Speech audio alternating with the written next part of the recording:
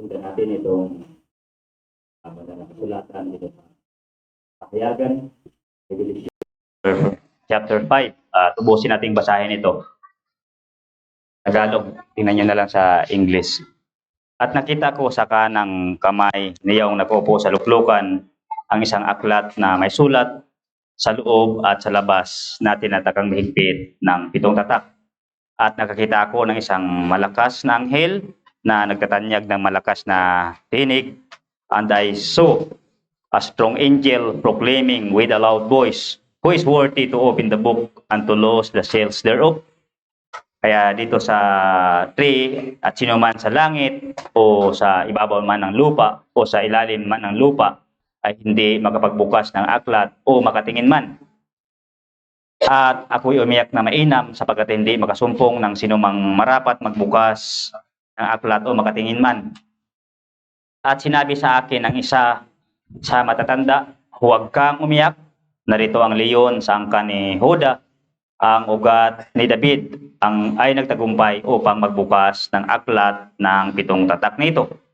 At nakita ko sa gitna ng luklukan at ng 4 na nilalang na buhay at sa gitna ng matatanda ang isang kordero na nakatayo, na wari ay pinatay, na may 7 sungay at 7 mata, na siyang 7 espiritu ng Diyos na sinugo sa buong lupa. Sa 7, at siya ay lumapit at kinuha ang aklat sa kanang kamay na iyong nakupo sa luklukan. At pagkakuha niya ng aklat, ang 4 na nilang nabuhay ay at ang 24 na matatanda ay nagpatira pa sa harapan ng kordero, na ang bawat isa ay may alpa at mga mangkok na ginto na puno ng kamangyan, na siyang mga panalangin ng mga banal. At sila'y nag-aawitan ng isang bagong awit na nagsasabi, "Ikaw ang karapat-dapat na kumuha ng aklat at mabukas ng mga tatak nito, sapagkat ikaw ay pinatay at binili mo sa Diyos ng iyong dugo ang mga tao sa bawat angkan at wika at bayan at bansa. At sila iyong ginawang kaharian at mga saserdote sa aming Diyos, at sila'y naghari sa ibabaw ng lupa. At nakita ko at narinig ko ang tinig ng maraming mga anghel sa palibot ng luklukan at ng mga nilalang na buhay at ng matatanda, at ang bilang nila ay 10,000, tig 10,000 at libo-libo, na nagsasabi ng malakas na tinig, "Karapat-dapat ang kordero na pinatay upang tumanggap ng kapangyarihan at kayamanan at karunungan at kalakasan at kapurihan at kaluwalhatian at pagpapala." Sa 13, at ang bawat bagay na nilalang na nasa langit at nasa ibabaw ng lupa at nasa ilalim ng lupa at nasa ibabaw ng dagat at lahat ng mga bagay na nasa mga ito, ay narinig kong nagsabi, "Sa kanya na nagpupo sa luklukan at sa kordero ay ang pagpapala at kapurihan at kaluwalhatian at paghahari magpakailanman." Kailanman. At ang 4 na nilang nabuhay nagsabi, "Siya nawa." At ang matanda ay nagpatira pa at nagsisamba. At dito sa 13, yan ang pinaka magandang bahagi dito na gusto nating bigyan ng diin. So, manatili muna tayong nakatayo at dumulog tayo sa ating Diyos na buhay. Dakilang Ama na makapangyarihan sa lahat, salamat Lord sa kalakasan na pinagkaloob mo sa bawat isa sa amin, Panginoon, sa tagumpay, Panginoon, na muli mo kaming dinako, Lord, sa dakong ito. At sa nagdaang mga araw, patuloy kang gumabay, Lord, sa amin at nag-guide, Lord, sa amin. Sa kabila, Lord, ng mga kakulangan, ikaw, O Diyos, na nag-provide. Kabila, Lord, ng mga kalungkutan, ikaw, Lord, nag-comfort, Lord, sa amin, Panginoon. At sa kabila, Lord, ng mga minsan, may mga karamdaman, ikaw, Lord, ang nagpagaling doon sa Kalbaryo, sa pamagitan ng iyong mga latay, kami, Ama, ay nagsigaling.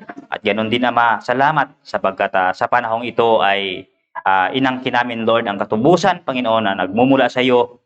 At salamat, Lord, maging sa bawat isa, Lord, na ginamit mo sa gawain, bawat individual din, Ama, na nakaupo. Salamat na kung saan ikaw nagbigay sa amin ng anointing, inspiration, Lord, at kagalakan at kapahayagan, Lord. At muli, Lord, sa mga oras na ito, dalangin namin, Ama, na muli may pahayag, Lord, sa amin ang mga mensaheng napapaloob, Lord, sa talatang ito na aming binasa, Panginoon, na ito ay hindi nahayag, Lord, kung hindi nabuksan ang 7 silyo, Ama.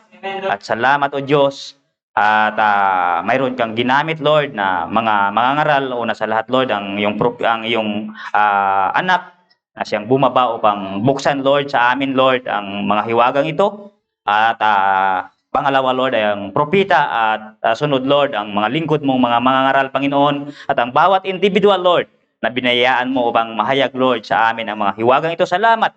At muli, Lord, sa pagpapatuloy na pag-aaral at pangangaral ng mga salita, patuloy mo kaming gabayan, bigyan ng inspiration, Lord, at gamitin mo, Ama, ang iyong mga lingkod na walang magagawa kung wala ka, Ama. At ano man aming magawa, Lord, at mahayag sa amin ay mauwi sa iyo, Ama, ang lahat ng kapurihan, kadakilaan, Ama, sa pagkatunay na ito'y tinago mo sa mga pantas at matatalino, ngunit ipinahayag mo sa mga sanggol na gustong matuto. At nakita din namin, Ama, aming kaligtasan, Lord. Tunay na sinabi ng banal na kasulatan na isang bagay lang ang paraan ng kaligtasan, hindi na siyang tumatakbo o nagnanais, Panginoon, kundi sa pamagitan, Lord, ng iyong habag at biyaya at pagtatalaga, Lord, sa amin, bago pa man itinatagang sa libutan. Salamat, Ama. Bigyan mo na, Lord, ng anointing at inspiration ng lingkod at punasan mo, Ama, ng iyong banal na langis, aking makalupang bibig. At ikaw, Lord, ilagay mo lamang ako sa iyong likuran, Ama, at ikaw magsalita, Lord, sa amin sa umagang ito.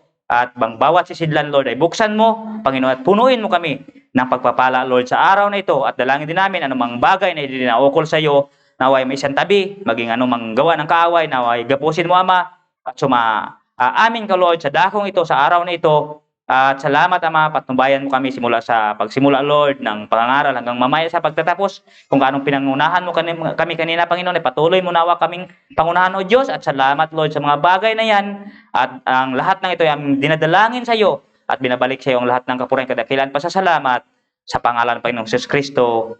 Amen. At amen. God bless yung lahat. Pwede tayong makaupo at puri ng Diyos sa mga kapatiran na narito, na kung saan sa kabila ng mga kabalhanan ng mundo ay binigyan niya tayo ng isang pagnanasa. Diba? Yung binasa nating talata, all things work together for good to them that love the Lord. Diba? Bakit sa baba niyan, maging ang mga pagnanasa ng ating mga puso, siya rin ang nagbibigay. Kaya tama yung talata, not him that will it, but God show it mercy. Dahil anong sikap natin kung walang pagnanasa na ibibigay sa atin ng Diyos, ay wala din. Diba? So, nasa Diyos ang tinatawag na pagiging sovereign ng lahat, maging kaligtasan. At nung nakaraang linggo ay napag-usapan yung mga nakaraan pa, that day on Calvary. At pagdating sa tinatawag na kaligtasan, diba, at lahat ng tinatawag na problema, ang kasagutan ay Calvary. Diba? That day on Calvary. At yung tinatawag na pinaka-vital point ng ating kaaway ay ang tinatawag na kamatayan. Diba? At ang bagay na kung saan ay tinamaan siya at nadurog yung kamatayan ay sa pamagitan ng tinatawag na Calvary. Diba? Kaya tinibo sa kaaway yung sindro na patamaan ay yung tinatawag na spinal cord para mamatay. Kaya dito yung tinatawag na sindro na dapat nating tamaan ay yung tinatawag na kamatayan. At ang pinaka-vital na conclusion, di ba, ng tinatawag na kamatayan ay that day on Calvary. Di ba? Kaya ito yung pinaka-issue at ang binasa natin ay yung tinatawag na Book of Revelation chapter 5. Di ba? Ito yung aklat ng katubusan. Book of Redemption. Okay. At ang pinaka-issue na quote ay kung Calvary, bakit mayroong quote na sinasabi ng mga pastor na we are not redeemed at the cross because we are predestinated in the Lamb's Book of Life. At yung tinatawag na Book of Life, ang Book of Life, ito ba yung Book of Redemption? Book of Life at Book of Redemption. Kaya yun ang tinatawag na Revelation chapter 5.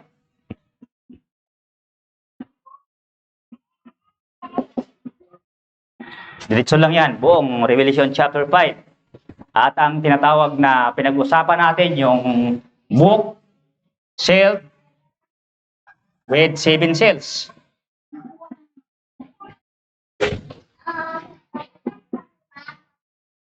Yung book of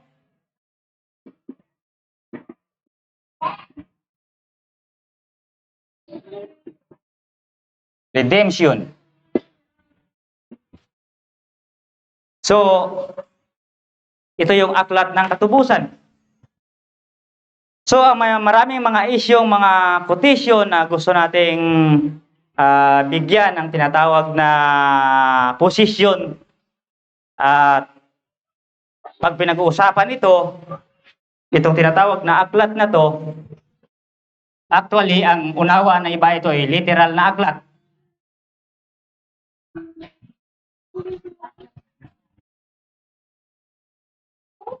Pero gusto kong baguhin. Ang book ay tawagin kong ito ay Thought of God. Literal ba talagang aklat doon? Kung may literal ding dalawa nagabutan. Isa yung nakaupo, inabot ng isa, literal din. Kaya yung tinatawag na aklat na yan ay mayroong tinatawag na mga bahagi.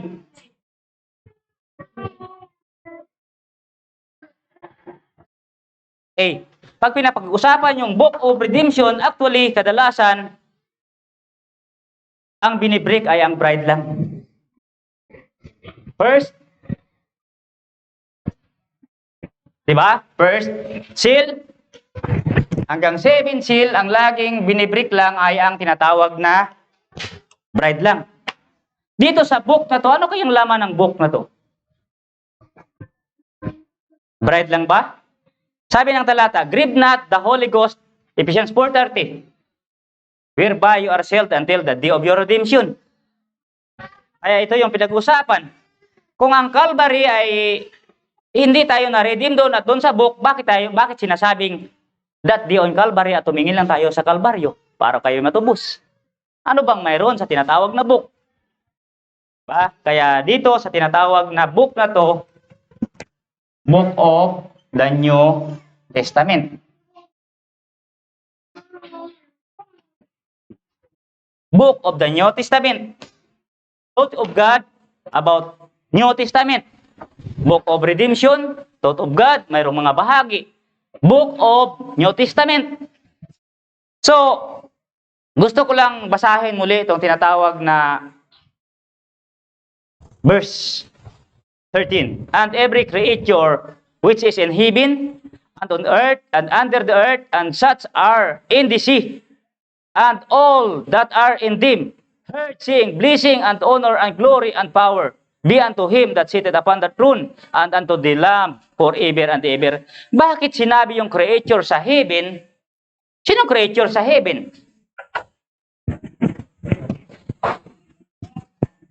Mamaya na yung mga part. Dito natin ilagay. Tapos pangalawa, sa earth.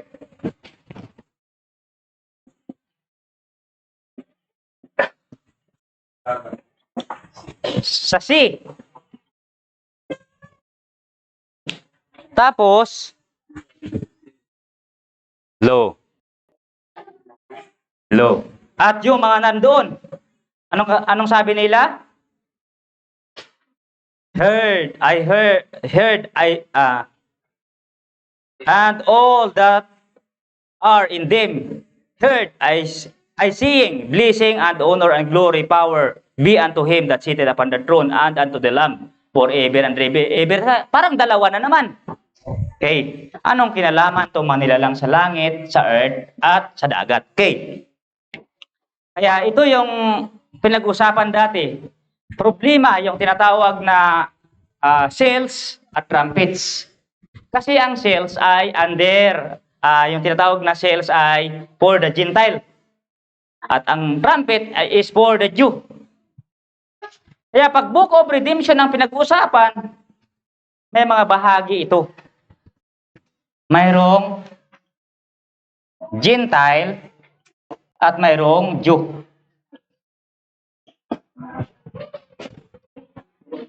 One. Ay ba kayo dyan? Kasama ang tinatawag na Jew sa Book of Redemption. Kasi New Testament din sila eh. Pero hindi talaga ito, sa totoo lang, hindi talaga ito nabibreak. Simula pa. Nang Book of Redemption ay kasama ang Gentile, kasama ang Jew. Okay. Okay, tingnan natin. Kung kasama ang Gentile,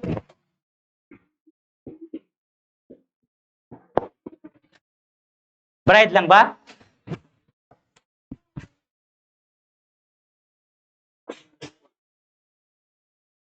Hindi, kasi 144,000, Jew. Kasi ang tinatawag na Book of Redemption, bride lang ba? Ha? Okay. Ang Book of Redemption, hindi. Alisin muna natin yung Jew. Alisin muna natin yung mga Hudyo. Sa Gentile, bride lang ba?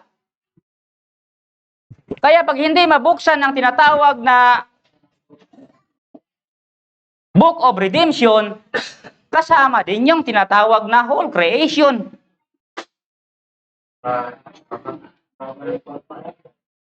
Si John ay umiyak na mainam, sabi ni Brother Branham, kasi pag hindi mabuksan ang aklat ng katubusan, ang whole creation ay mauwi sa chaos.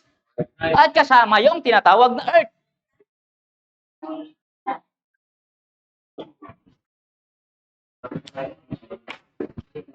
Tama. Ngayon, ito yung tanong. Ano kaya kung isama ko ang Foolish Virgin?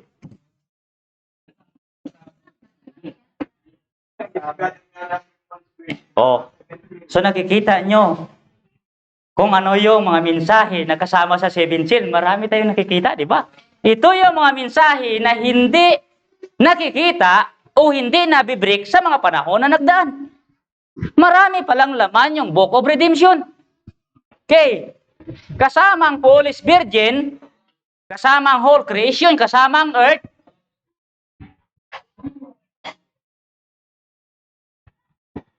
Ano pa kaya ang mga ibang kasama dyan? Okay. Kaya ang tinatawag na trumpet, nakapagtataka kung bakit doon sa tinatawag na seals is for the Gentile, bakit pagdating doon sa fifth seal, bakit mga Hudyo na naman ang nakita?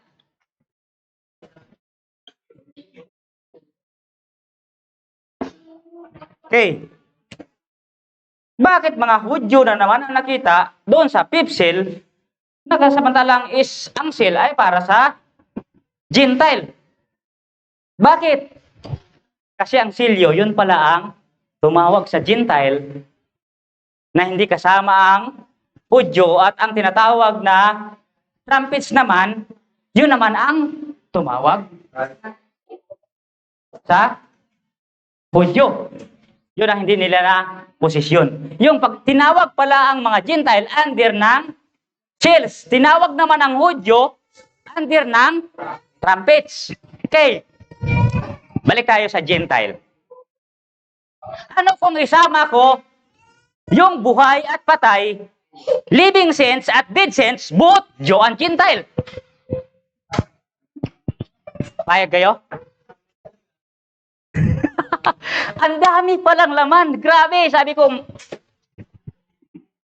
Kaya yung 13, Revelation 5:13, sinama yung mga bagay na nandoon sa dagat kasi whole creation, hindi lang yung tinatawag na whole creation sa lupa at sa dagat, kundi pati yung mga patay na nandoon sa langit. Ito yung pinag-usapan dito ay redemption. Hindi na ako magbabasa ng quote kasi mahirap i-break. Pag-quote, dati, quote, ito, quote. Tapos isang quote ang binibigay, iba-iba ang tinatawag na paliwanag. So anong importante, quote o yung unawa? Unawa ng quote. Marami pala ito. Kaya mga dead saints,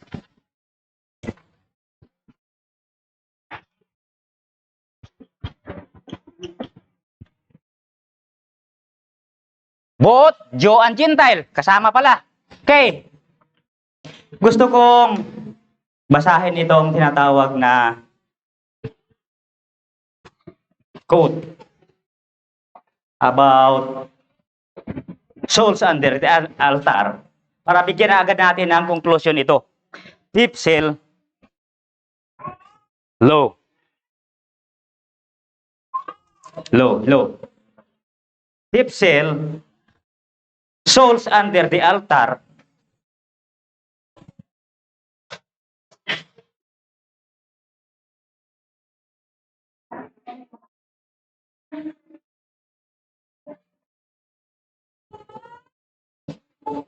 Bigyan agad natin ng conclusion. Iwan ko kung saan ko nilagay yung pinakaunang quote na ginamit ko. Kasi pag mag-break na kasi ng mensahe, parang naiiba. Okay. The bridge.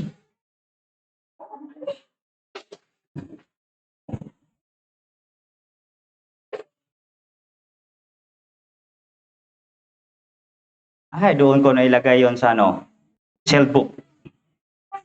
Parang gusto kong buuhin eh. Cellbook.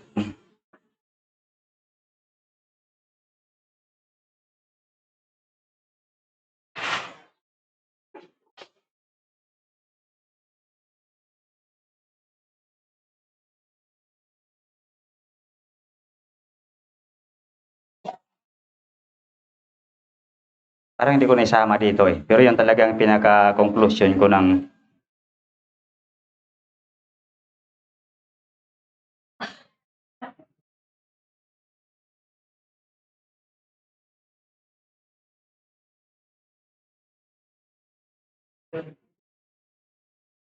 the bridge.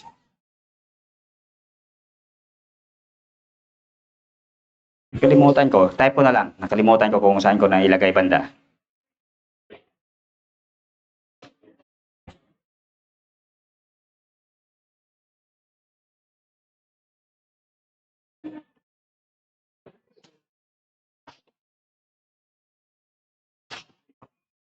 Sa lang, lumabas ah. The bridge.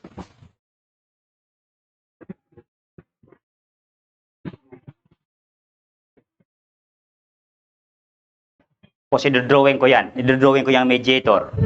Here it is. In the future. Tonight, he's a mediator.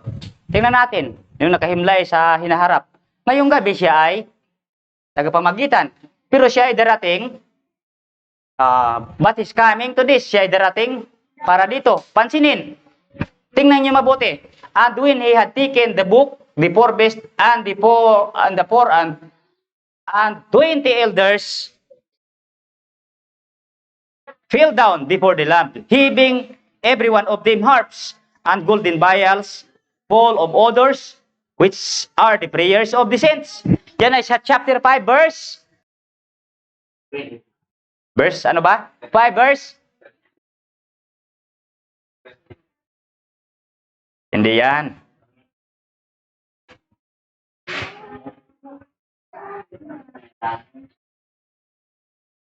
Yan o. Chapter 8. Verse 5, chapter 5, verse 8. Tingnan natin. Yan ang binabasa ni Brother Branham. And those that's under the altar that have prayed for so long, they had prayed for redemption. Yung tinatawag na souls under the altar, na nanalangin ng matagal na panahon, sila'y nanalangin para sa kanilang katubusan, nanalangin para sa kanilang pagkabuhay na maguli. That's those that's under the altar that have prayed for so long. See, they had prayed for redemption. Yun ang prayers of the saints. Prayed for resurrection. And here, these elders are pouring out the prayers before. Cause now, we got representative, we got kinsman in heaven that's come forth to make his claims. And they sang a new song, saying, Thou art worthy to take the book and open the seals thereof, for thou was slain and hast redeemed us to our God. Pansinin nyo, by thy blood out of every kindred, tongue, and people, and nation. Ang tanong, Hudyo ba yan o Gentile? Sino yung mga saints na nagpipray? Souls under the altar. Sino? Talata. Saan sila galing? Sila galing sa mga wika, mga tao, mga wika, mga tao, mga bansa. Yan natin. Hindi ba yung binanggit pa sa 17 na mga police virgin? Ha? Hindi ba sila yung sa 17 na Police Virgin? police virgin? Iba yan. Kasi, ibang talata yon. Sa 7 seal, ibang talata yon. Ibang talata naman ito. Chapter 5, mga saints, for so long, and the souls under the altar, mga patay. Yung naman, Revelation 9 yata yun. Dead saints, 20 yun. Revelation chapter 20. Dead saints, ito, malinaw. Mga dead saints, souls under the altar, mga Gentile. Baka sabihin lang,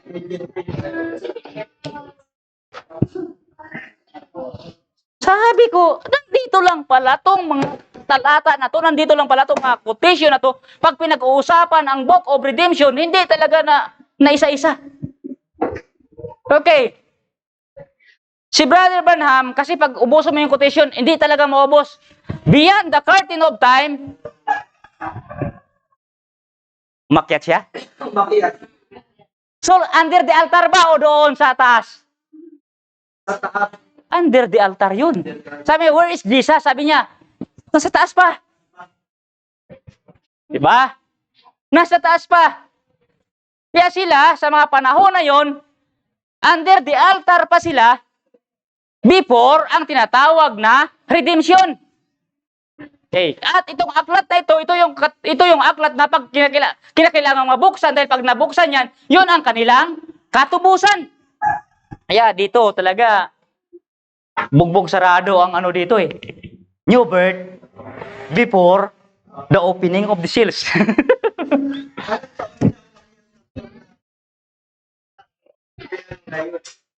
Ano yun? Ang umakyat siya? Anong month? Hindi yun eh. Kasi ang tinatawag na pinaka-message ng propeta dyan ay napitsahin ko dati yan eh. Sabi niya, 1960 yun eh. Hindi pa bukas ang silyo. 1960 sabi niya, last Saturday, di ba? Nagkaroon ako ng vision. Kwininto niya yun, 1960 yata, 1960. Na iniisip ko, pag mamatay ako, sabi niya, kwininto niya yung ngayong linggo, last Saturday, nangyari sa kanya. Kwininto niya yung nag-preach siya, hindi ko na maano yung... Akala ko, pag mapunta ka sa langit, sabi niya, parang usok ka lang na papatong-patong ka sa mga lapaap. Doon niya pangalawang binanggit yung word na theophany. Kasi ang una niyang binanggit ang word na theophany doon sa message niya na entombment.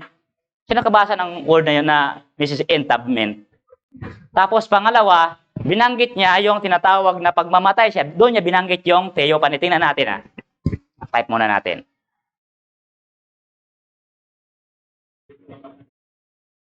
Theophany, entombment yung pinakauna yata. Tapos Hebrews. Tapos yung last Sunday na binabanggit niya, theophany din yun. Type lang natin ha. Theo. Sa Hebrews kasi marami. Theophany, 81. O, entombment, di ba? O. Dito natin, 1960.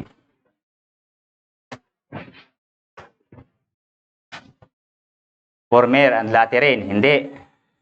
Pagka 61.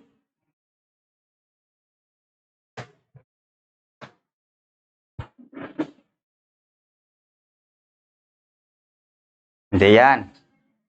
Ibig sabihin, 1959.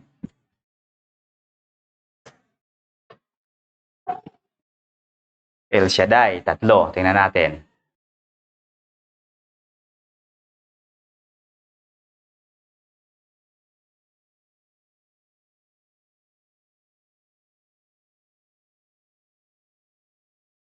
Balikan natin, balikan.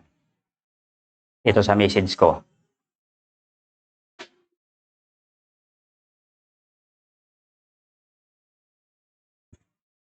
Sa message na lang ako titingin. May message ako dati na ang pamagat ko ay spirit man.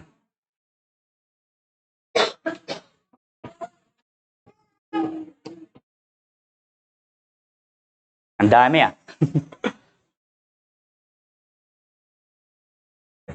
Marami pala yung message kong spirit man, Theophany.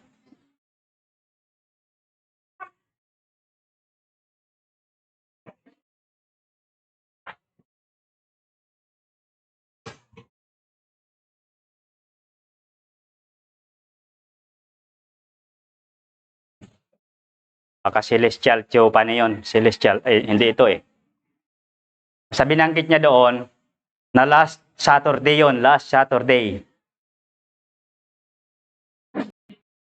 Entombment, kalimutan ko yung message ng propeta na yon, pangalawa.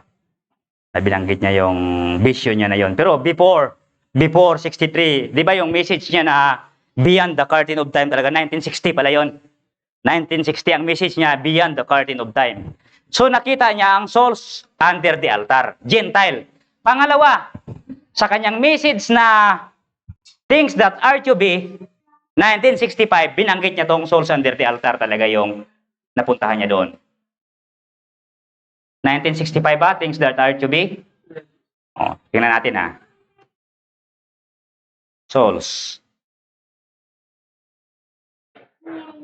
under the altar. Tatlo. Things that are to be. Yan sa trying to do God a service without being His will. You see struggling, trying to live. That means there's a tree that don't die. Pag makita mo daw ang kahoy na naghihirap, na nagsisikap na mabuhay, ang ibig sabihin diyan, mayroong puno na hindi mamamatay. You see a man struggling for life, makita niyo yung tao naghihirap para sa buhay, pinapakita lang nito na mayroong tinatawag na tahanan o bahay o katawan na nag-aantay somewhere doon na hindi mamamatay kapag ang makalupang katawang ito o tabernakulong ito, di ba, ay ma-dissolve. Mayroong isa pang nag-antay. The God Heavenly Father permitted me to talk behind the curtain one day and see it. Sabi niya ni Brother Branham doon, pinirmit daw ng Ama sa langit na mapuntahan niya yung curtain one day and see it. At nakita niya ito. How many heard thee? See thee looking past curtain of time. O beyond the curtain of time. There it was just the same as I'm preaching to you all. There they stood souls under the altar. Yun ang nakita ni Brother Branham. Crying. How long? Not just a myth. Hindi daw ito isang alamat lang. Somebody who had intelligence. How long, Lord? Napuntahan niya daw ni Brother Branham. Nagkagulo-gulo nga ito. Sabi nila, Joy. Sabi nila, Joy. Pero dito, sabi ni Brother Branham, napuntahan niya Beyond the curtain of time, napuntahan niya. Okay. They stood, souls under the altar, crying, how long? Not just a myth. Hindi daw isang alamat. Somebody who had intelligence. How long, Lord? While we feel that now, as our age, like Brother Bill Dotes, sitting here at 93, there's something longing for that young man again. Yun talagang tinitipo niya, kagaya kay isang brother na yan, matanda na, 93. Mayroong tinatawag na something longing for that young man again. There's something. You'd give anything? How? I'd like to, Brother Jack, and all the rest of us, go back, brother. Dear Holzer, in here, into a young manhood. What do you want to do it for? To be young and run around again. No, sir, because we feel we'd have more time to glorify this God that we love. Yan ang kanyang binanggit. Isa pa. And heaven, or this place, wherever it was, I don't know what to call it. He referred to it, There are souls under the altar, but when it was, I have never. There's no way to explain how great that is. Yun na naman ang, hindi niya, wala daw paraan para ipaliwanag niya kung gaano kadakila ito. Souls under the altar. There is now. You just have to take my word. I'm just a man. Kunin nyo yung aking salita. Sabi niya, tao lamang ako. But this vision that's always come to pass, just I have told you, and you know, everyone has been true. That is true also. Whatever you do, if you miss everything else, health, strength, your eyesight, whatever it is, don't miss that. There's nothing can compare with it. Yun na naman. Sabi niya, there's no word in English language that I know that could I express it. Yung mga souls under the altar na mga bata. Hudyo ba, Gentile? Tanong na naman. Gentile nga eh. Okay, tingnan natin.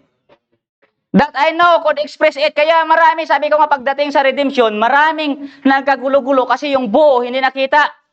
Sabi niya, it's beyond that suburb. It's beyond sublime. There's no words that I know could express it because ang daming paliwanag. It's beyond sublime. Grabe, kinanta pa nga, beyond the curtain of time. Our joys will be beyond sublime. Okay. Souls under the altar.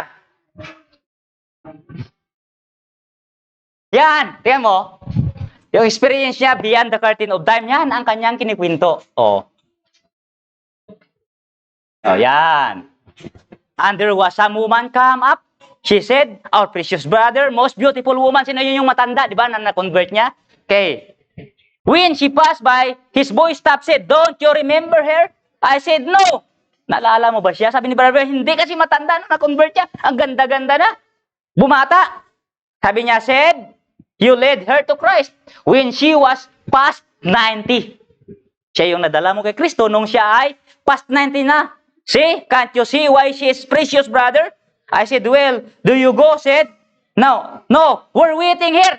Nag-aantay sila. I said, well, if I pass over, I want to see Jesus.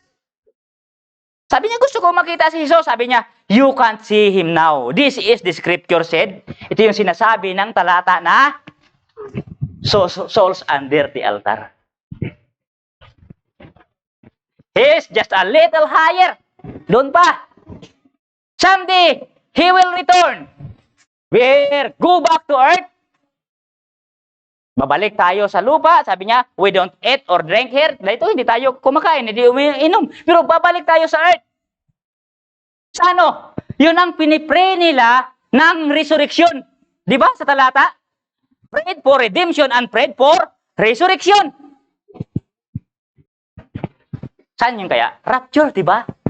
Kaya nagtataka kayo, under ng fifth seal, ang nakita doon ay mga Hudyo. Kasi tapos ng fourth seal. Tinawag ang bride under ng fourth seal, doon din nabuksan ang seventh seal. Tama ba? Pilhorse. At ang kalaban ng tinatawag na pilhorse ay, ano? Eagle. Or prophet. Okay, anong silyo nga? Pangilang silyo tayo ngayon? Di ba pang fourth seal tayo? Panahon ngayon ng tinatawag na pilhorse. At panahon din ng tinatawag na agilaw, kung saan ang propita, doon din nagbigay ang Diyos ng mensahe sa propita. Oh. Kaya nagtataka kayo, nung binuksan ang fifth seal, ang nakita ay Hudyo. Dahil sa fourth seal pa lang, ano nangyari?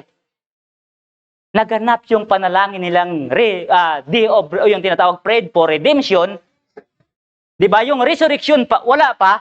Kaya nung binuksan ang fifth seal, ang nakita ay Hudyo. Kasi nung nabuksan, nakuha at nabuksan, yung souls under the altar na mga dead saints ng church ages hanggang panahon ni Brother Branham, na-convert pa ni Brother Branham, nilagay na doon. Saan? Sa little higher.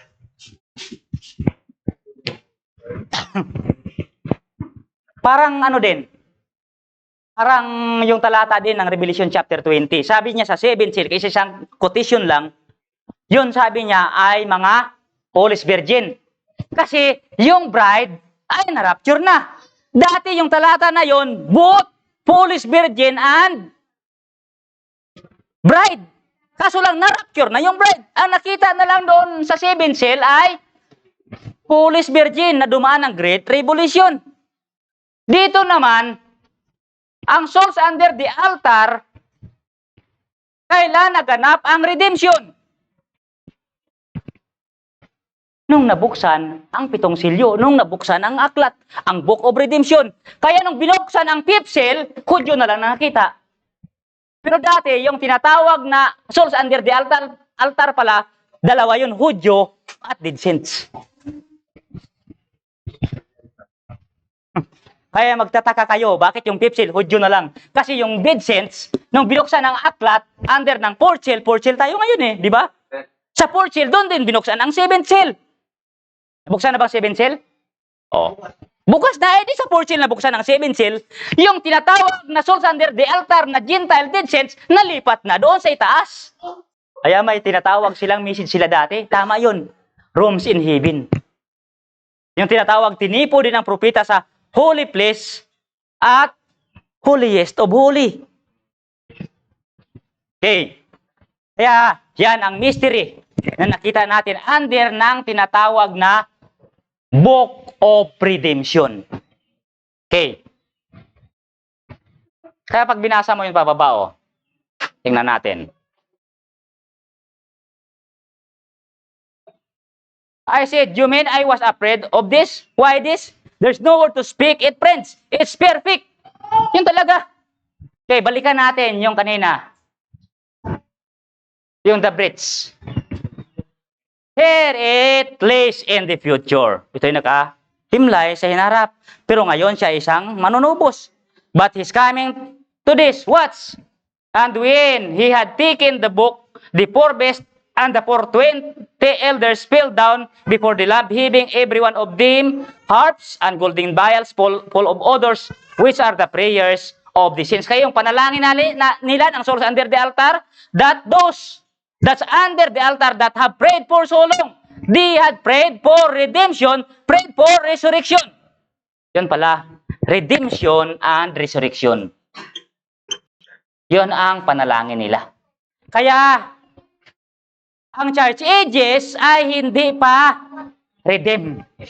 Kaya, nung namatay sa Calvary, yung tinatawag na Christ, Calvary.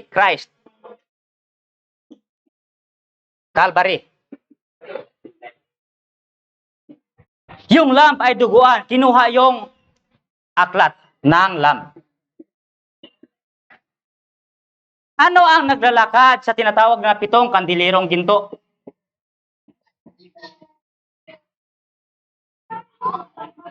Di ba lamp?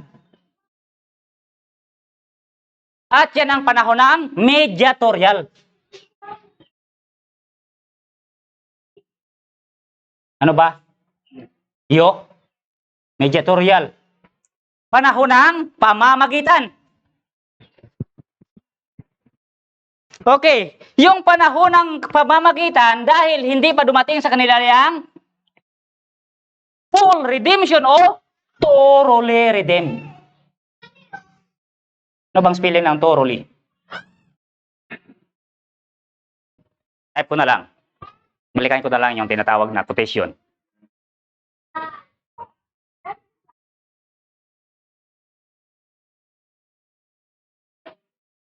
The book doesn't see. The book doesn't see.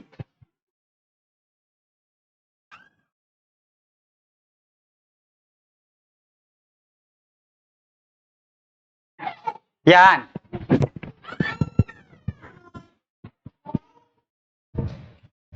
Yung tinatawag na aklat, 'di ba?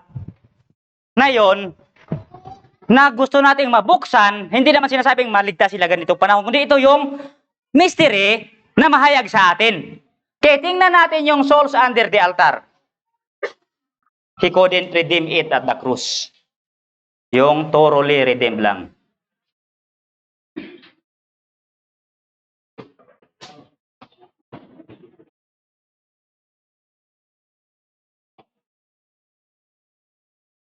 Ay, naka-check pala eh.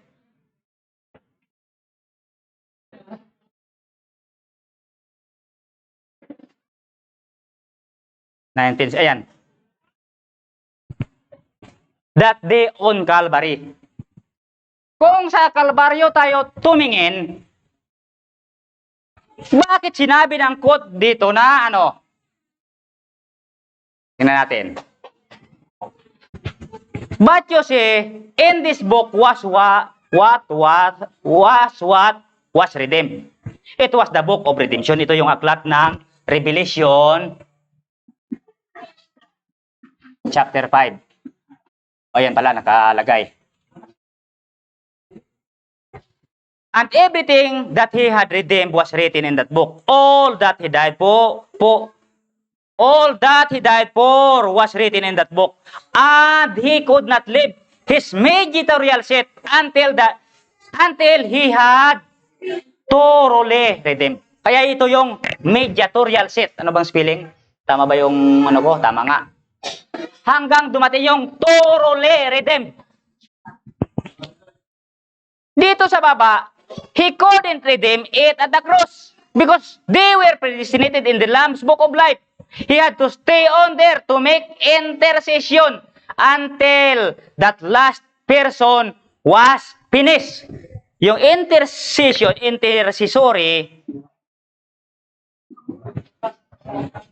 ano bang ano?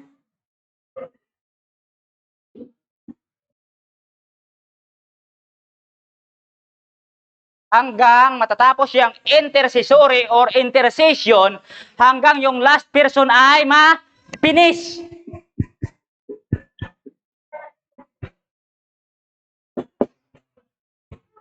Okay. Ngayon, ilang part ang redemption? Ipipinis ba natin kasama ang Hudyo o ipipinis muna natin ang Gentile? Oh. Ipipinis muna natin yung Hudyo kasama ang Hudyo o ipipinis muna natin ang Gentile. Kasi hindi siya alis sa pamamagitan hanggang yung pangalan na yon na nakasulat doon sa aklat ay hindi mapinis. Gentile lang muna o Hudyo? Ubusin na natin o isa lang muna? Diyan kasi nagkagulo eh. Kasi gustong ubusin, yung isa naman, yung nakita lang, Gentile lang. Okay. Kaya ito yun. Ito lang ang gusto kong dinan nyo muna. Yung fifth seal, bakit Hudyo ang nakita? Kasi yung redemption ng tinatawag na dead saints ay nangyari na nung nabuksan ang book of redemption which is contained with the 7 seals. Yung 7 seals nung nabuksan, na-redeem na rin yung dead saints. Kaya yung pagdating ng fifth seal, ang nakita na lang ay Hudyo. Okay. Dito na naman ang problema. Yung intercessory. Gentile lang muna, Hudyo. Sama natin Hudyo. Ano sa tingin nyo ngayon? Layo na ba siya? Ulam pa? Ayaw nang kumanta, hallelujah to the Lamb eh. Layo na ba siya? Ulam pa?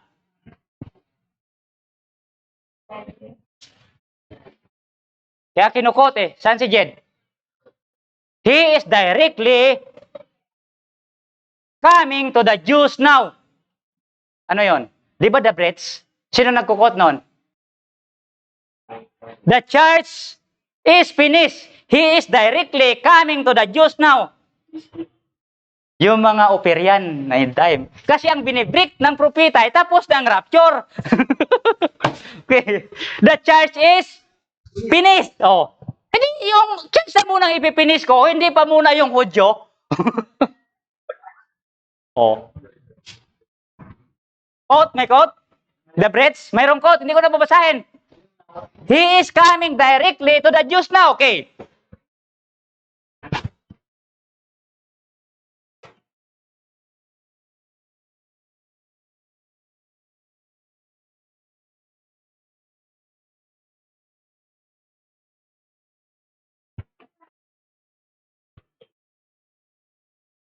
He is coming directly.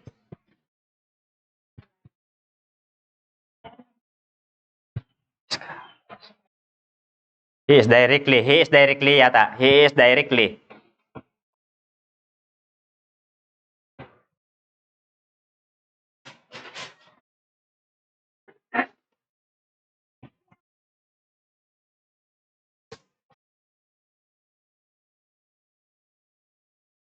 Yan o. The bridge nga.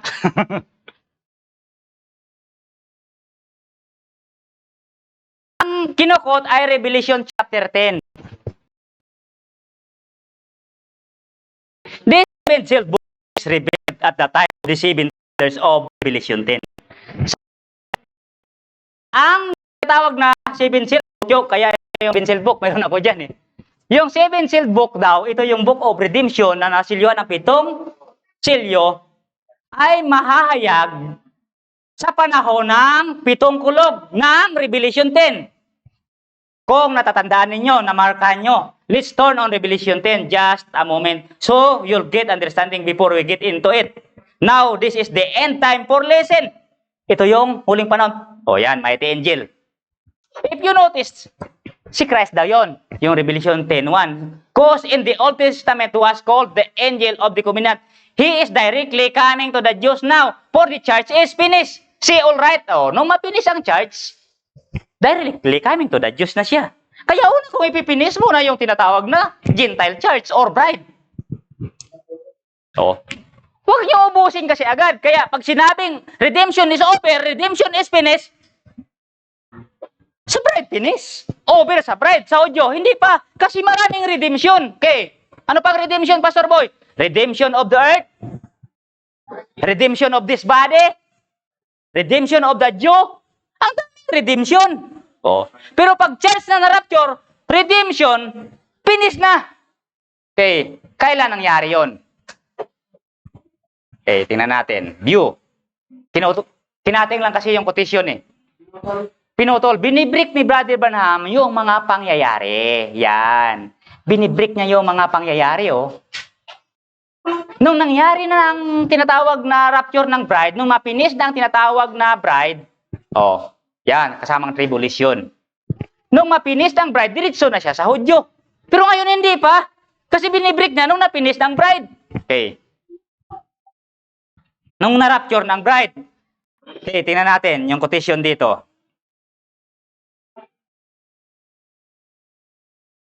Para mahirap-hirap to. Ang haba kasi.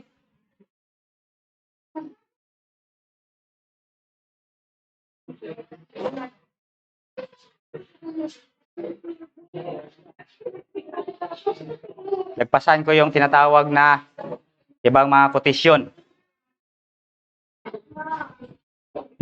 Question and answer.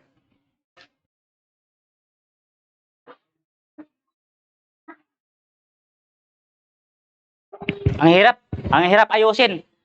Makikasing ulo ko kahapon kaya hindi ko naayos kagabi.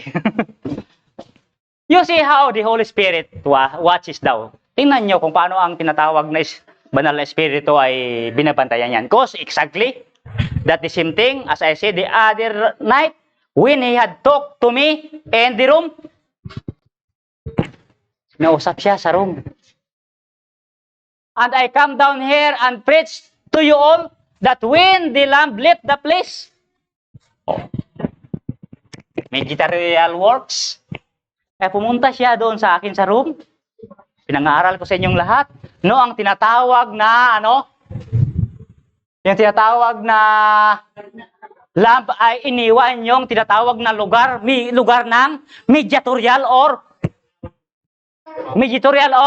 tinatawag na intercessory set. Okay. Tingnan natin. Oh my, now I believe we'll just take a text. The lamb had left his seat and come forth. See, as I got up there, when he was present. Andoon, yung tinatawag na lamb, present. That light, yung liwanag na yan, which is Christ. Si Christ nandoon. When he was present, when the lamb leaves the seat of throne of being mediator, he comes down here. Bumaba siya dito. And the day of redemption for the church is finished. Ay, church pa lang yung pinag-usapan, Brother Bing. Bakit isasama kong Hudyo? Diba? Yeah, redemption is not over. Yes, sa Hudyo. Redemption is over. Yes, sa church. Lamb ba siya? Yes, sa Hudyo, lamb siya. Sa church, lion siya. Okay. Kaya sabi niya rito, dalawang redemption. Nung matapos sa church ang tinatawag na redemption, church is finished, mayroon pang next redemption ay binuksan para sa mga Hudyo doon sa 144,000. Yung magkadugtong lang naman yan eh. Kaya pag pininis ko sa taas, yung church lang ang tinutukoy ko, hindi pa yung Hudyo. Oo. Wala pa yung body. Okay. Work of redemption ang pinag-usapan dyan. Okay, kaya dito sa church, finish nung nabuksan ang 7 seals, itong book. Pero sa Hudyo, bukas na ba? Wala pa. Kung ma-rapture, susunod sa kanila. Okay. Kaya, maraming usapin. Yung mga, yan dito naman sa souls that are in prison, but one day he rose from their comfort. Where was the book at? It was still in the abstract honor God Almighty, and John looked around and he wept. Umiyak si John because there was no one even worthy to look on the book and especially open the cells to reveal what the hidden mystery was. Ay, yung book pala, doon tayo. Nung nasilyuhan ang book, we are sealed inside the book. Nasilyuhan ka din pala sa loob ng aklat sa The Bridge din yan eh.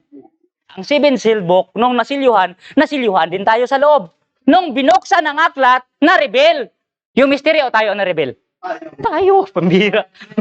Yung Hudyo, wala pa nga sa kanila eh. Okay. Ngayon, yung 5th seal naman na Hudyo, nung binuksan ang silyo, inakyat ba sila sa taas? Umiyak na sila eh. How long, Lord, paghiganti mo ang aming mga dugo doon sa mga nananahan sa lupa? Kasi yung dead saints na Gentile, inakyat na naiwan sila. Kaya sila, umihibik. How long, Lord? Bakit naiwan kami dito? Sila nandoon na. Anong ginawa sa kanila? Binigyan lang sila ng robe. Which is eternal life. Kaya sabi, maghintay muna kayo hanggang matawag, hanggang matatakan din yung mga alipin na kasama ninyong papatayin, din naman kagaya ninyo. Ay wala pa. Kaya waiting sila ngayon, pero mayroon na silang robe. Kaya ang tanong, sabay ba silang binigyan ng robe? Hindi. Una muna yung yung mga sins ng mga Hudyo na namatay, binigyan muna ng robe bago silyuhan yung tinatawag na 144,000. Tayo din naman, ganun din eh. Yung souls under the altar, inakyat pa eh. Tayo mga dito ngayon, yung iba, hindi pa nasilyuhan. Sabi nga ni Brother Anel, wala pa sa 8th day. Ang 8th day ay ang Lord's Day. Yung iba sa Laodicea pa, naiwan. Kasi ang 8th day ay isang condition. Condition ba ng group? Condition ng individual. Kaya sabi nga, grupuhan. Kasi, kahit puwit lang ako kung sa body, grupuhan yun. Kahit puwit lang ako kung sa body, grupuhan yun. Okay lang, basta sa body ka lang, grupuhan yun. Dito, kahit dito ka pa, kung hindi ka malipat from one condition to another condition, nasa Laodicea ka pa rin. Diba? Yun ang kalagayan mo. Anong kalagayan mo dati? Makasalanan, sinungaling, diba? Anong mga terminola? Marites, diba? Malaswa, lahat. Yun ang una mong kalagayan. Kung hindi ka nalipat sa bagong kalagayan, kung hindi ka mamatay doon, ano bang patay? Separate. Kung hindi ka mahiwalay sa dati mong kalagayan at mailipat ka sa panibagong kalagayan, anong sabi ni Brother Arnel kanina? Simba uwi. Simba uwi. Pero walang paglipat. Died means, ano pang patay? Mayroon ba siyang koneksyon sa mga buhay? Kung patay na kayo sa sanlibutan, mayroon ba kayong koneksyon sa sanlibutan? Patay ka na nga doon eh. Yun ang ibig sabihin ng patay. Wala ka ng koneksyon sa dati mong kalagayan. Okay. Kaya New Testament, pag sinabing New Testament, kasama ang tinatawag na Hudyo, kasama yung bride, kaso lang, nahati lang. Thought lang naman yan eh. Thought of God. First thought of God. First part ng thought of God, bride. May bahagi pa siya ng kanyang kaisipan, yung Hudyo, hindi pa natawag. Okay. Kaya, ang tanong, sabi nga, redemption is over? Yes. Redemption is not over? Yes. Ang gulo mo naman, Pastor Boy. Ilagay mo lang sa tamang kalalagyan. Souls under the altar, Hudyo, ano ka? Kasama din ang tinatawag na dead saints ng church ages. Paano mo pa? Inulit-ulit ka ni Brother Banami, yung experience niya na sa taas pa si Kristo, souls under the altar ang tawag niya. Kaso lang nung binuksan ang fifth seal, Hudyo ang nakita kasi Hudyo na iwan. Okay. Yung mga between na lang, sa sunod na lang yan. Nilagpasan ko muna kasi wala nang oras eh. Mga between tayo sa sunod. Tingnan mo naman, kung redemption ang pag-uusapan, this whole redemption plan, justification, sanctification, baptism of the Holy Ghost, the same as it is then. Kaya yung, kung tapos na ang tinatawag na mediatorial, hindi pa sila redeem, hindi rin sila nakaranas nito, tatlo. At ang Holy Ghost, wala kung wala ang seventh seal.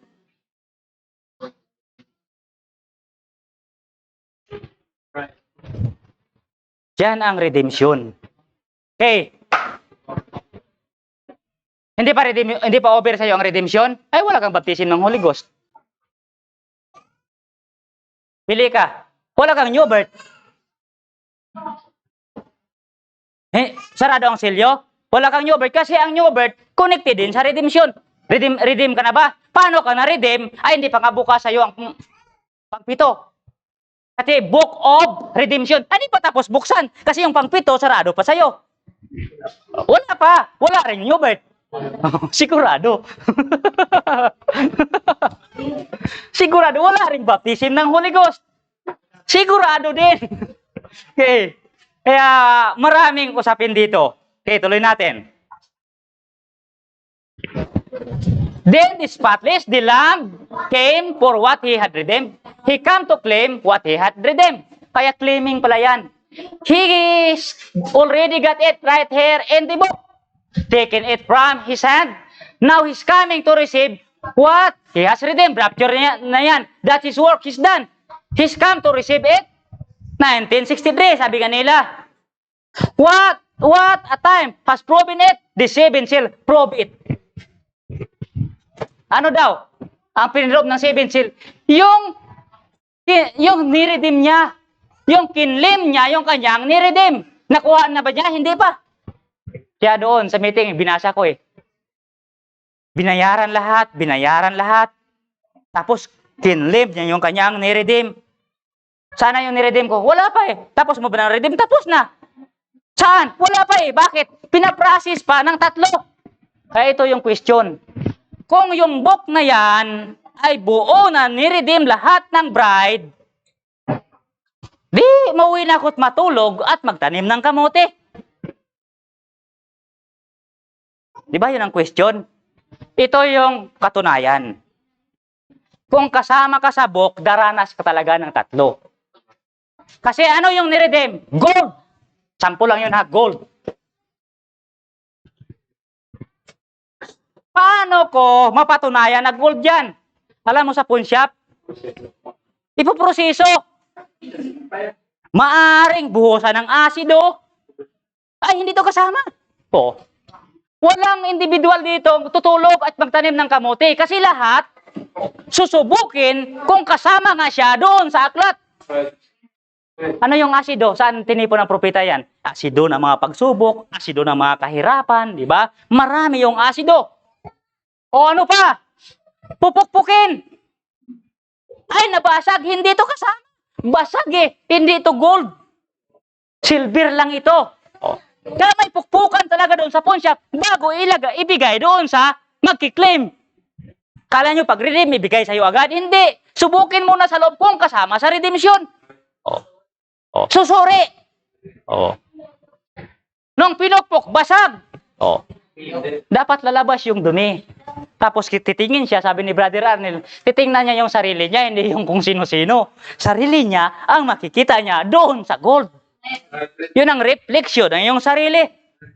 Okay. Paano mo naman isasama yung tinatawag na foolish virgin, Pastor Boy? Okay, babasa ko ng quote. Bibigyan natin ng tinatawag na nagkabuhol-buhol na ito eh.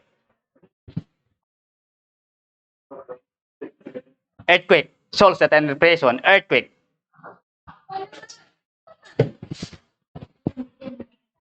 Sex cell. Bigat-bigat itong kotisyon na to ah. Sana ba? Nawala yung ano ko ah. Ayun. Sex cell. Now the earthquake. Bakit napunta sa earthquake? Ano ba yung sex cell, Pastor Boy? Ano sex cell? Forging. Forging ng nasabok pa ng redemption. Ang sex cell. Eh kasama lahat nga. Kaya umiyak si John eh. Kasi dati talaga nakita ko dito pag binibreak tong Book of Redemption, puro bride. Nung binasa pa lang talata, marami pala ang binubuo ng Book of Redemption. Kasama yung dead saints, kasama ito, kasama yung Hudyo, kasama lahat, pati whole creation. May mga prayer of the saints pa, prayer for redemption, prayer for resurrection. Okay, ito naman yung magulo. Now, the earthquake, forging of the nature. Let us compare scriptures.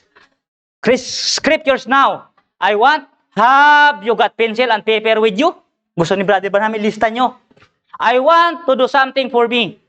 If you want to write, write this cause it's least you're going to take the tape. Kaya kung may tape, okay lang. Ay tayo, hindi lang tape. Mayroon tayong book na eh. Yan, nababasa na natin. Now I want you to read with me as you do. Compare scripture of this great event that we will see that this great secret or the mystery that was under the sixth seal of the Book of Redemption. Okay, now remember, these are hidden mysteries. Alalahanin nyo, sabi nyo, yung ika-anim na silyo, ito yung hiwaga sa ilalim ng ika-anim na silyo ng aklat ng katubusan. Ngayon, alalahanin nyo ito mga nakatagong mga hiwaga.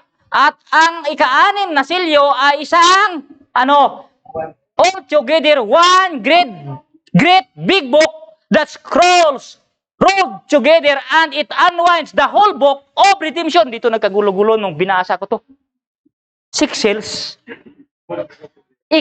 Yung ika-anim na silyo, ang may 6 din na aklat. 6 scrolls. Yung tinatawag na 6 seal. Pag sinabi bang ganon, 6 seal, 7 o ika-anim. Ika-anim yan. At ang ika-anim na silyo, nasilyuhan din ng utak ko, gumulo din ng utak ko, kasi anong mayroon siya? Siya ay one great big book na just 6 scrolls rolled together ay yung ika-anim. Yung ika-anim, nung pinulupot yung tinatawag na buong aklat, yung ika-anim, tingnan natin. And it unwinds the whole book of redemption. Burahin ko na. Kasi mamaya, not the old. Not the old. New Testament, Book of Redemption, not the old. It only proclaims the New Testament. Yan ay sa tinatawag na souls that are in prison.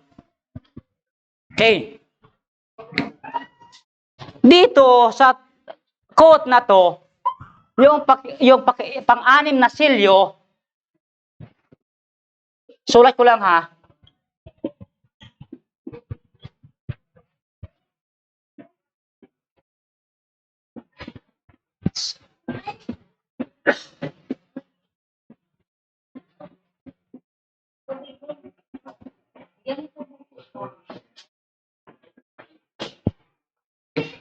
Parang malayo.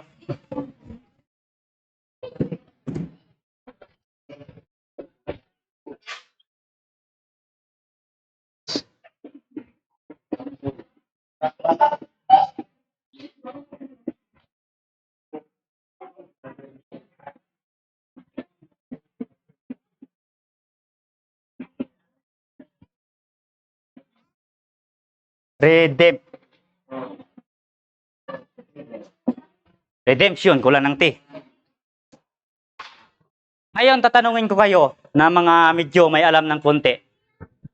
Ano bang ibig sabihin? Unwinds the whole book. Kulang ng D.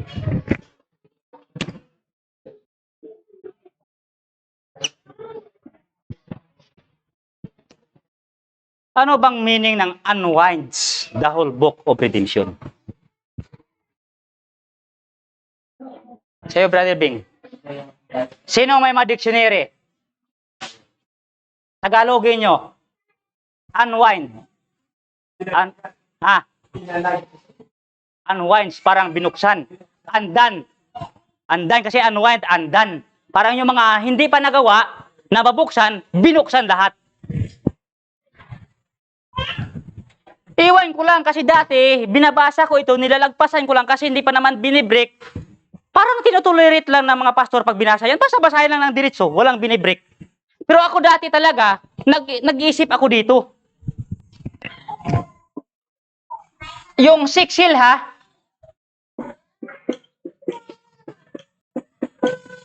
yung 6 seal, yun daw ang nag-unwind ng whole book of redemption.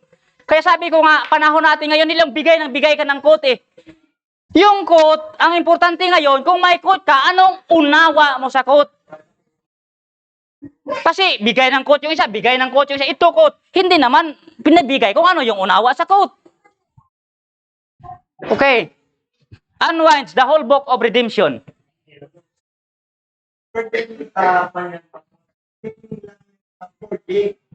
Binuksan niya na lahat ng 14 ng nature, 14 ng policy, 14 na lahat. Parang ganun na lang yan. Kasi yung book of redemption, pag sinabi mong whole, parang lalabas lang siya 17. Kasama yung 7 seal, parang ganon. Hindi nga yung ganun pa sorry. Kasi 16 na nga ang pinabanggit. Okay, tuloy nating basahin. That's how the whole earth was redeemed.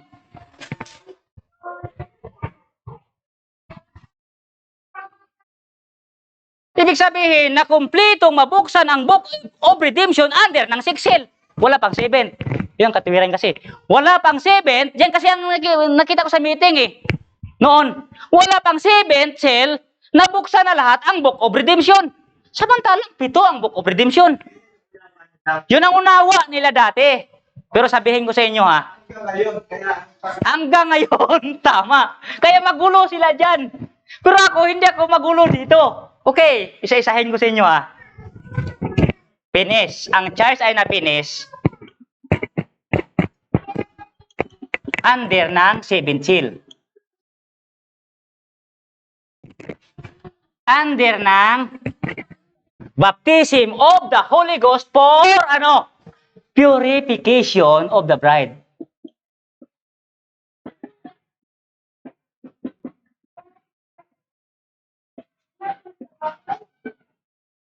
Tama ba? Okay. Ang 7 seal, dito na-redeem ang tinatawag na bride o na-finish ang church dahil dito din sila na-purify. Ang tanong, na-purify ba ang Police Virgin?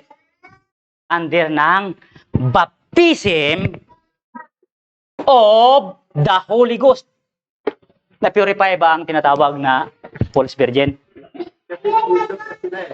Ah. Oh, yan.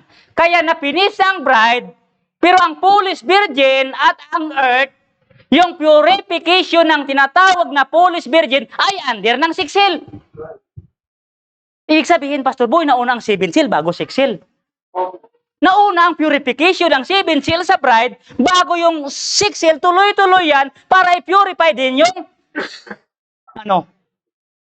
Police Virgin. Ngayon, na-purge tayo at na-purify under ng 7 seal. Pero yung Police Virgin, waiting pa sila ng purification under ng 6 seal. Tapos ng bride, yes, ending na yung Police Virgin under ng 6 seal. Kasama yung ay nako. Kaya sabi ko, ang gulo. Kung hindi mo makuha yung buong kwento. Kaya sila quote ng quote, sabi ko, yung buong kwento, dapat malaman natin yung buong kwento. Okay. Book of Redemption. Suportahan natin ang quote. Nilagpasan ko yung iba eh. Ito na yung, hidden mystery nga so sa kanila. Hidden. I-break muna natin yung hidden or hidden. Ano ba yun? Hitino? Sabi nila hidden eh. Ang hidden eh. Sa atin hidden. Now, who will populate the earth outside the city? Sa labas, sino daw ang magpupuno mga populasyon sa lupa sa labas ng bayan? Outside. It will be the redeemed that will populate the earth outside the city. Sila daw yung mga tinubos na maging populasyon ng tinatawag na mundo sa labas ng city. But they will not be the elected and called bride. Redeemed din sila, pero hindi sila kasama sa elected bride. O, saan sila na-redeem? Sabi ko, dito din sa Book of Redemption. Book of Redemption sila na-redeem, pero hindi under ng 7 seal. Under ng 6 seal. Ano bang kinalaman nila ang pinag-usapan nating 7 seal? Mga seal-seals. Wala silang mga seal-seals, mga police virgin. Walang unawa yan sa mga seal-seals. Kahit dito sa church. Oh, may unawa. Kung may unawa ka dito, sana manifestation. Kaya baguhin natin. Unawa o manifestation ng 7 seal.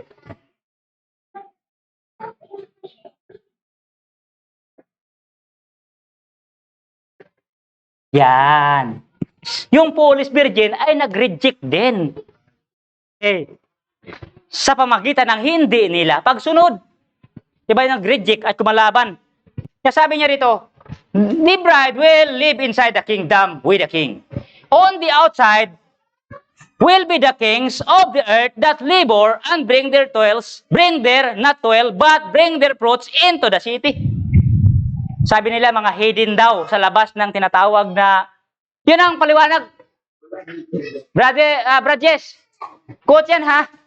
Yung sa labas ng city na mga redeemed, pero hindi bride, sila yung kings of the earth. Kings of the earth o hidden. Kung sabihin natin hidden, hindi, bakit na-redeem?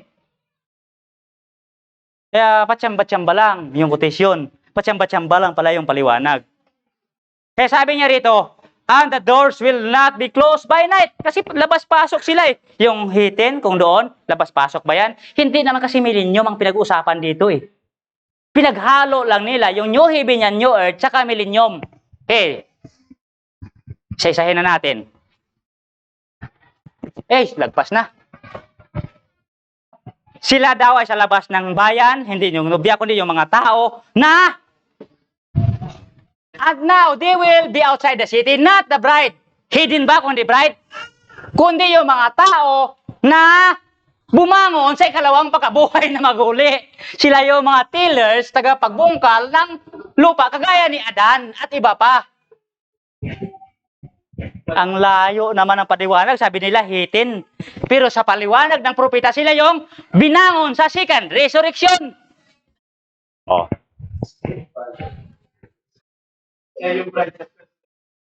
Oh. Ang bride sa first resurrection. Ito naman, hindi. Sila yung binangon sa second resurrection. Ang lalayo na mga paliwanag. Okay, hanggang dito na lang. Basta pinakita ko lang sa inyo yung mga part ng redemption. May redemption ng body, may napini sa church, redemption is over. Sa church yun. Pero yung another redemption, na next redemption for the Jew, hindi pa talaga finish. Redemption is over? Yes.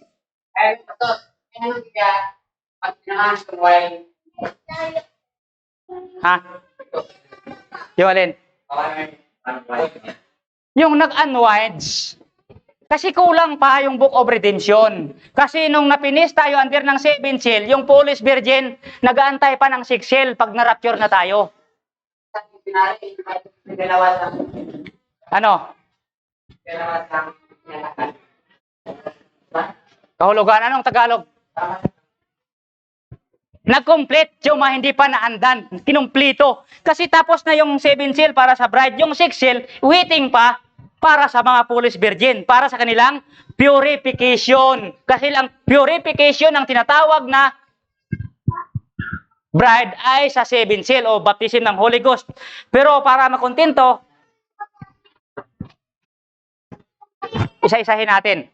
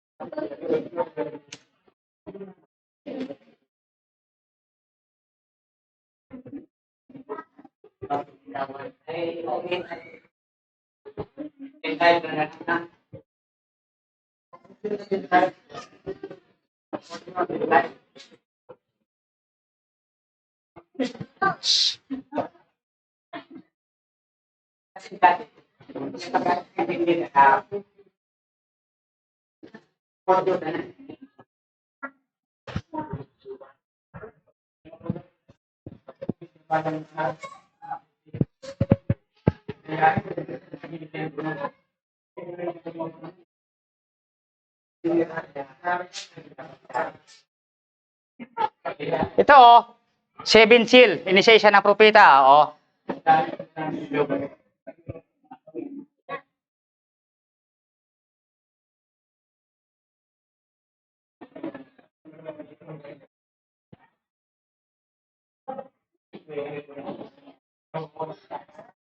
All quotes. Ito, dito na lang sa message kong dati. Ano ba yung message ko dati? Summer. Tingnan natin kung mayroon pa.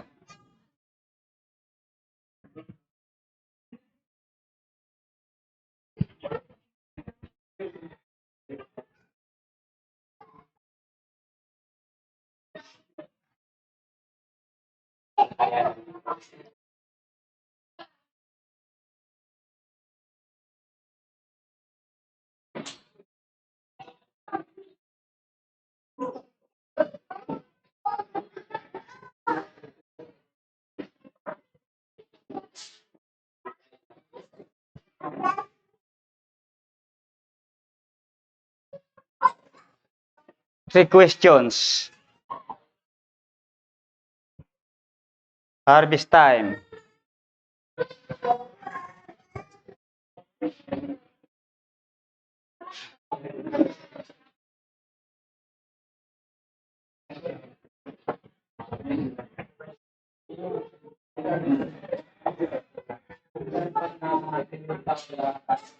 Bigay ko lang sa inyo yung quote ha, kasi nagtanong kayo. Para matapos.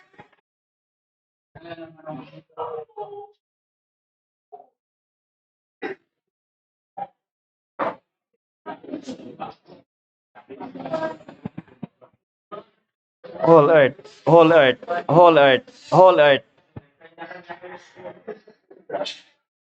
Whole earth will be purged under that 7 seal. Under that 6 seal. Wala.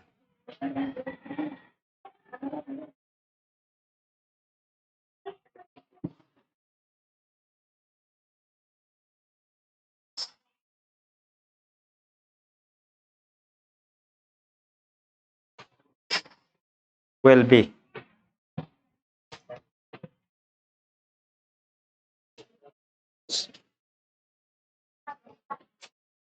Yan.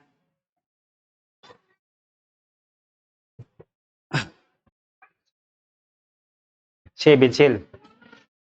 Dalawa lang ah. Yan, ito nga. 7 seal nga. Ay.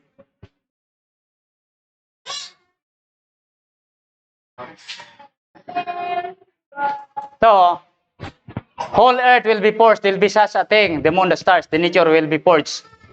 The earth renewing. Purge under ng 7 seal para dumating ang millennium.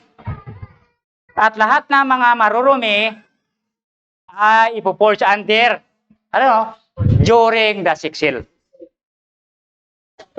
Pag tinaas mo yan, hindi lang, yan, kasama 144,000, no? 144,000 kasama ng Israel, kasama sa purging ng 6 seal. Yan, Polish Virgin, no? Yung na-forge now, she's not the bride, but it's the church. The pure people that didn't have the opportunity, maybe, to receive the message, or in some way that they blinded by these false prophets and they didn't get a chance, and yet they're really sincere in heart. Kaya dalawang part yung tinatawag na false virgin. Isa yung nadaya ng false, tinatawag na mangangaral. Ayan, rejecting. Ito. Nakita natin sa ilalim din ng tinatawag na ika-6 na silyo nung ito'y mabuksan, it was in a threefold purpose. May tinatawag na 3 layunin. Ang una ay yung sleeping virgins na tutungo sa tribulation for purification. Yan ang sinasabi ko. 6 seal yan. O, yun o. Yung nakakatulog na dalaga, Matthew 25, 10, di ba? Yung 5 mangmang, yung 5 matalino. Tapos yung mga nakatulog na dalaga, tutungo sa tribulation period para sa purification.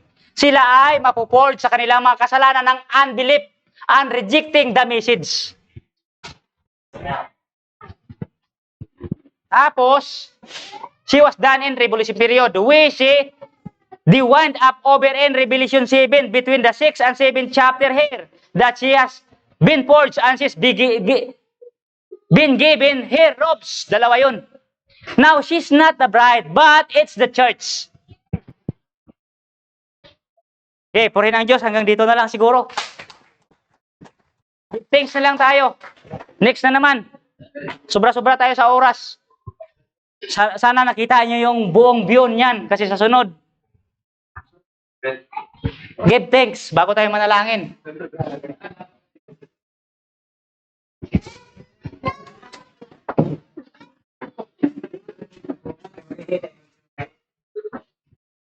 Give thanks. Kaya mga musician natin. Para mabilis.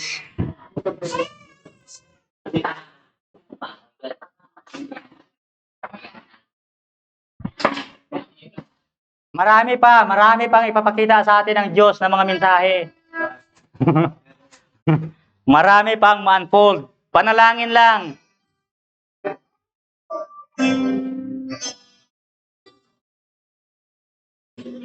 Give thanks with a grateful heart. Give thanks. Give thanks. Hallelujah. To the Holy One. Give thanks. Because He's given Jesus Christ, His Son. Once again. Thanks. With that grateful heart, give thanks unto the Holy One. Give thanks because He's given Jesus Christ, His Son. And now, Lord, glory. Let the weak say, I am.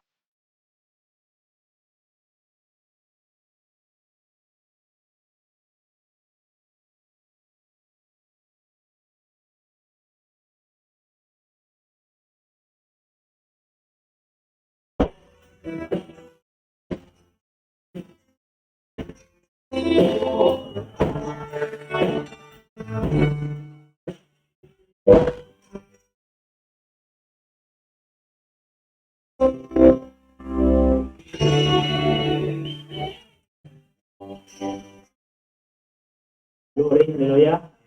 Langin, katilang Diyos na kapangalihan. Salamat o Diyos sa amin, sa pag-comfort mo, Lord, sa amin sa araw na ito, sa kalakasan, sa kapahayagan, sa pag-ibig, biyaya, Lord, na binigay mo, Lord, sa amin sa oras nito.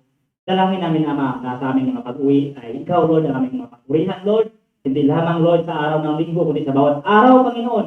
Dalangin namin na magpahayag ka sa aming mga puso. Mangusap ka sa amin at kami, Lord, naway matungo, Lord, sa isang dako, patungo sa isang dako, Lord. Maging mga kondisyon, Panginoon, ay nasa pag-agaw na.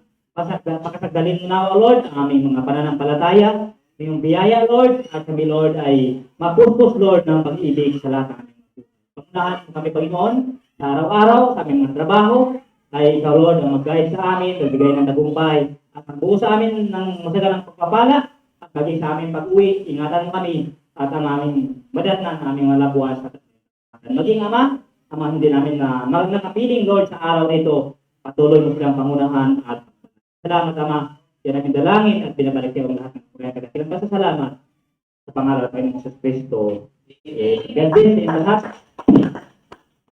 Mamaya na. Awit. There will be a rapture. Hallelujah.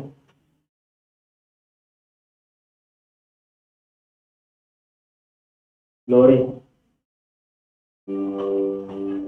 The same of all, the same that is God. You know,